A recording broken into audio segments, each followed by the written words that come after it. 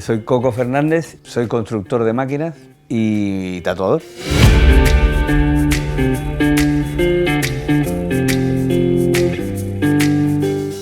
Llevo más de 30 años, yo creo, haciendo máquinas y tatuando, y fue una cosa un poco paralela, ¿no? Yo recuerdo hace muchos años cuando empecé en esto, empecé tatuando y mi mayor problema era adquirir una máquina de tatuar. En aquellos tiempos no existía internet. ¿Qué pasaba? Que tú tenías que escribir una carta a un fabricante muy famoso en aquella época y muy bueno, que era Mickey Sharp, en Inglaterra. ¿Qué pasaba en Inglaterra? Que este hombre te llegaba la carta, te decía el stock que tenía, tú le tenías que meter en un sobre un chequecillo MoneyGram, se lo enviabas y muchas veces por problemas de estocaje te enviaba lo que él tenía. No era lo que tú habías pedido y terminabas ahí con un disgusto. Entonces dije, pues tengo que solucionar este problema de un poco de desabastecimiento. Para evolucionar tienes que acercarte al que sepa más que tú. En ese caso, el mayor referente que había dentro de España era Mao. Y yo me acerqué a él con mis proyectos de máquinas de tatuar, mis cosas. Él en aquellos años tenía la Mad Factory, que era una empresa que hacía máquinas de tatuar.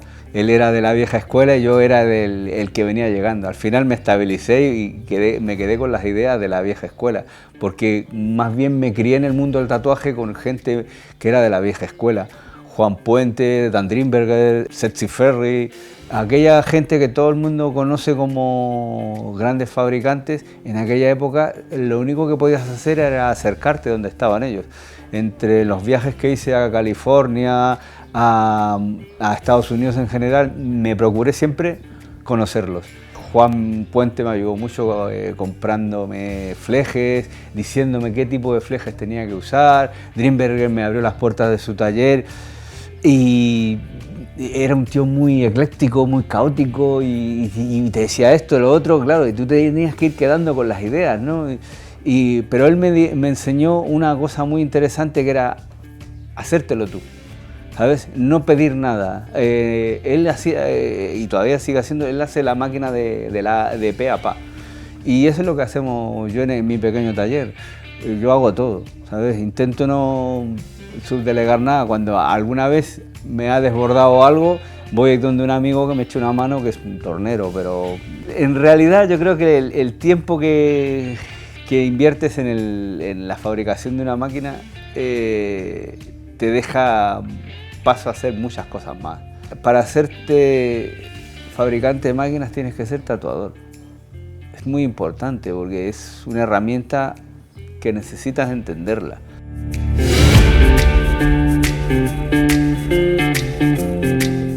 Convivían paralelamente la rotativa con la de bobinas, ¿sabes? Lo que pasó que la de bobinas por efectividad se superó en cierto momento del espacio temporal, como quieras llamarle, y la rotativa como que quedó en segundo plano. Pero ahora, gracias a la tecnología, lo que yo te he hablado antes, de que no existía internet, pues ahora como hay tanta tecnología, se ha minimizado. Porque antiguamente un motor, por mucho motorcillo rotativo, por muy pequeña que fuese, era tremendamente pesado, era incómodo, tenía una durabilidad muy corta y claro, ahora hay motores como mi dedo.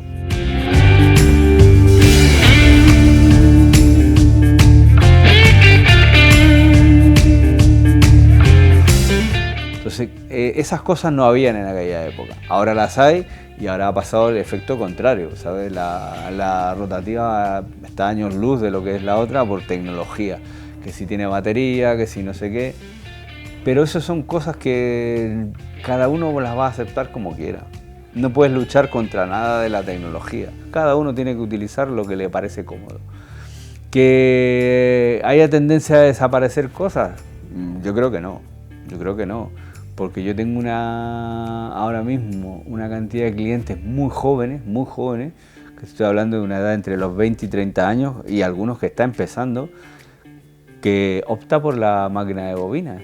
El gran problema que yo veo hoy en día es la desinformación, que no sé por dónde ha salido toda esta desinformación, como que la máquina de bobinas es que tienes que saber poco menos que física nuclear. No, es tan sencilla como una rotativa, lo que pasa es que tiene más trucos. Hay que llegar a regularla y entenderla, no hay que abandonarla.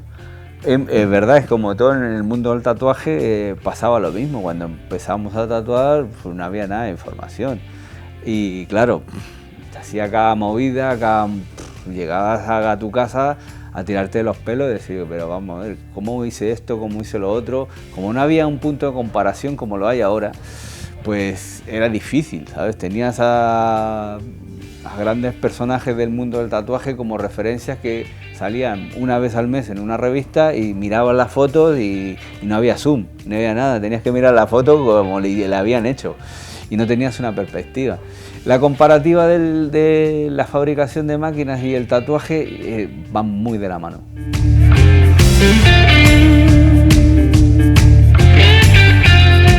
¿Cómo sale una máquina de tatuar? Lo primero, yo no soy purista, pero soy me gusta mucho la vieja escuela del mundo del tatu y de la fabricación de máquinas. Tenemos que ser prácticos, pero también dar una calidad, un diseño, una originalidad, sí, pero está todo basado en lo mismo. Tengo unos parámetros que es los que he ido aprendiendo como parámetros, una geometría, donde va un punto, donde va el otro, donde va el otro, y donde me calzan esos puedo encajar lo que es el chasis. El chasis lo suelo dibujar o directamente lo corto sobre una lámina y lo voy haciendo. Si lo haces a mano te va a salir uno distinto al otro, porque yo utilizo un útil para soldarlo. Me gusta mucho soldar la máquina, no utilizar el chasis prefabricado en CNC, porque me da el juego de moverlo para todos lados, de dejarlo para las medidas que yo quiero. Y me gusta soldar, es algo que le veo como que me implico más en su propia fabricación. El CNC tiene su aquel, porque tienes que hacer un programa donde tiene que trabajar una herramienta gigantesca, y ese programa yo veo a mi hijo hacerlo, yo digo, a ver, yo no sería capaz a mi edad aprender esto, pero tiene su aquel, para fabricar una máquina que tengas que fabricar 100 en un CNC, no tiene que haber margen de error. Entonces tienes que dejarlo perfecto. Y eso implica 2 o 3 días de trabajo, que también tiene su trabajo. Pero es como que no te implicas en él. Yo prefiero implicarme en la fabricación, en dar golpes. Y si tengo que darle ahí en el yunque, le doy. Y si tengo que repasarlo, pues lo repaso. Y hasta que llega a las manos de la persona que me la pidió, a lo mejor en algunos casos he desechado un chasis y he vuelto a hacerlo. ¿Por qué? Porque yo no estoy conforme con él, no te lo voy a dar. Y hay muchos que me dicen, no, pero es que ¿cómo llega la máquina a mis manos? Regulada. Tú me dices, la quiero para línea de tanto a tanto, y no en todos los casos, pero la llego a usar yo mismo. Me la llevo a la tienda, tatúo con ella y digo, si estaba, o le tengo que dar un cuarto vuelta a esto o esto, y la meto en una caja y la tienes tú en tu estudio. Esa es mi idea que tengo ahora. Antiguamente no era tan así, era como más voy haciendo cosas. Y ahora como esta tecnología que nos ha avasallado un poco de la rotativa, eso, me ha dejado el espacio necesario para hacer las cosas más meditadas, más tranquilo.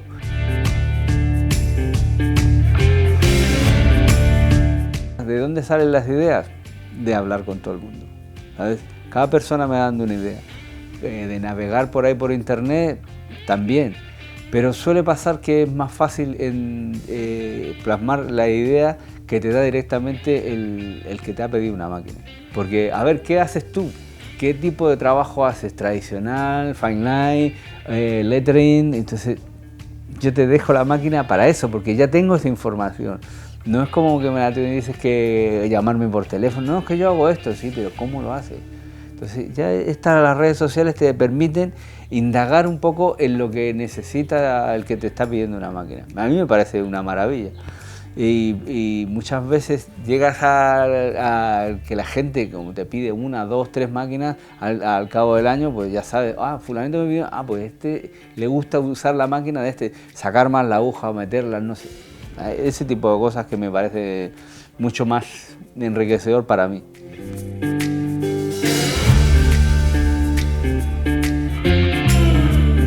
¿Qué materiales son los que más utiliza? Ahí pregunta alquímica. A ver, esto es... la información que te puedo dar es sencilla y es la que todos en algún momento de nuestra vida como tatuadores lo hemos escuchado. Un material bajo en carbono o alto en carbono. Entonces todo el mundo te dice, ¿y eso qué significa? A ver, tú cuando utilizas un imán tiene que tener mucho más carbono porque se desarrolla mucho mejor el magnetismo y esto es una máquina electromagnética. Si fuese bajo en carbono terminas con el acero inoxidable, tú sabes que en el acero inoxidable no se pegan las cosas. El material en Europa se llama F111 o F112, que es un material muy alto en carbono y muy fácil de soldar. ¿Sabes? Entonces ese es el material que más me gusta utilizar. Es lo que tiene un clavo de carpintería.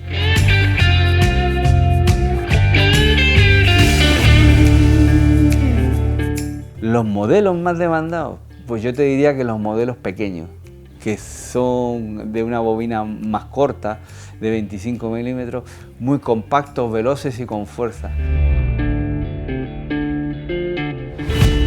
El que más fabrico es la máquina de línea gruesa. De línea fina también hago mucho, pero la máquina de línea gruesa la gente como que la efectividad de ese golpe es complicado de hacer con una máquina rotativa, volviendo al tema este. Entonces es el que más me piden, es ese. Y del diseño, ya has visto que ahí vamos, de hecho creo que tengo alrededor de 600 side plate, que son los laterales, que son estos, ¿sabes? 600 diseños de estos.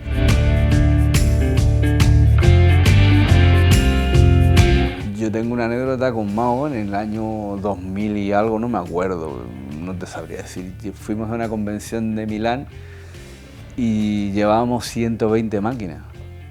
120 máquinas. Y el día sábado las habíamos vendido todas. Todas. Habían dos factores, obviamente, no teníamos esta competencia de dealer y de fabricantes, porque te estoy hablando que, a ver, habíamos como mucho, en Europa habían 20 fabricantes, no, ni eso, 10 como mucho. Luego convenciones habían muy pocas, ¿sabes? Y luego, pues lo que te digo, la rotativa no estaba tan en auge, se podía vender mucho. Ahora, cada fin de semana en Europa hay una convención. Distribuidores hay una cantidad enorme. Que vendan buenos materiales, contados también, eso hay que decirlo. Pero yo creo que son factores que han ido... El aumento del boom, a lo mejor hacerse más común, pues ha afectado a todo nivel. La gente que no solo el que hacía máquinas, sino que el que hacía tintas, el que hacía esto, porque ya ahora hay 500 millones de marcas de tinta, como 500.000 haciendo máquinas. Ahora el mercado asiático ha derrumbado muchas cosas. Tú date cuenta que tú vendes una máquina y una calidad y una información y a lo mejor hasta una amistad con ellos, porque mucha gente que termina siendo colegas míos de que les vendo máquinas. Se ha derrumbado todo eso a base del mercado asiático, porque yo te vendo una máquina, sí, te vendo una máquina, pero yo te la firmo por la garantía de por vida. Así es claro, porque yo sé lo que estoy haciendo y mi hijo igual. Estamos los dos, sabemos lo que hacemos.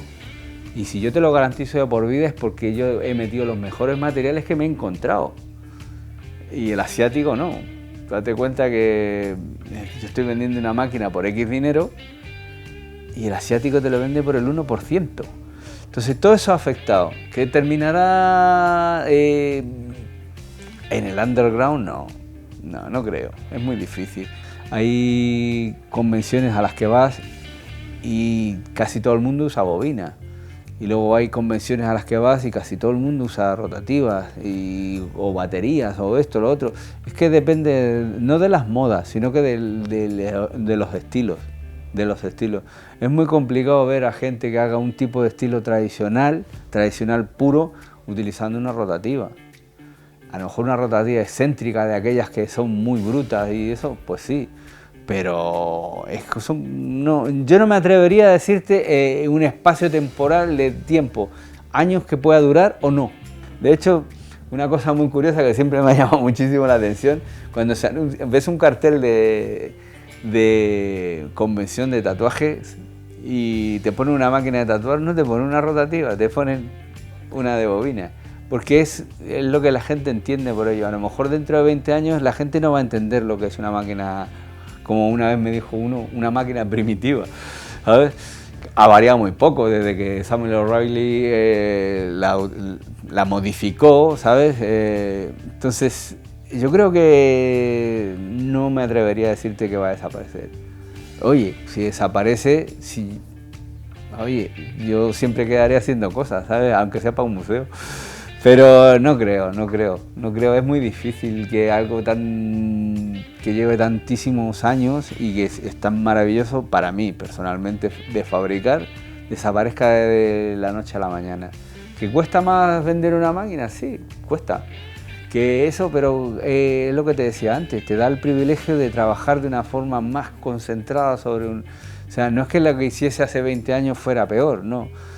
Porque la dedicación es casi la misma. Lo que pasa es que ahora, como con 20 años de experiencia, las 2 o 3 horas que dedicases en hacer una pieza, ahora lo puedes hacer en 10 minutos, pero sabes lo que estás imprimiendo, ¿sabes? No me voy a poner melancólico, le voy a poner alma y corazón a lo que hace, pero yo creo que sí, le pones mucho de ti a una máquina, mucho. Me gusta lo que hago y disfruto de ello.